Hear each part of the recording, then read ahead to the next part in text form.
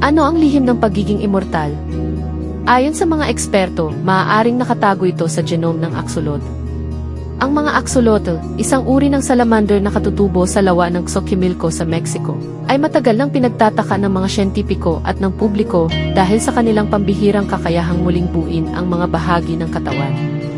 Bagaman ang lahat ng salamander ay may kakayahang muling buuin ang ilang bahagi ng katawan, mas mataas ang antas ng kakayahan ng mga axolotl.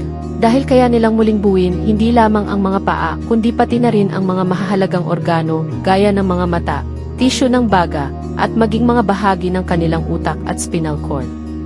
Ang kakaibang katangiang ito ang nagpapanatili ng interes ng mga mananaliksik, dahil ang pagtuklas sa mga mekanismo sa likod ng kanilang kakayahang muling buuin ay maaaring magdulot ng revolusyon sa medisina ng tao.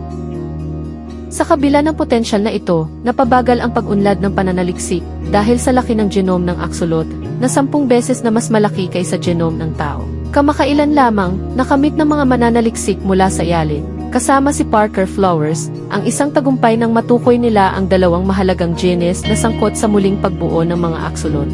Sa pamamagitan ng mas epektibong pagmamapa sa napakalaking genome ng axolotl, nakabukas ang mga siyentipiko ng mga bagong posibilidad para maunawaan ang mga genetic na mekanismo ng muling pagbuo. Sa pagkakatuklas ng mga mahahalagang genes na ito, ang mga mananaliksik ay mas malapit ng makapagsagawa ng mga katulad na teknolohiya sa medisina ng tao, na nagbibigay ng pag-asa para sa mga pag-unlad sa pagpapagaling at muling pagbuo ng mga tissue sa hinaharap.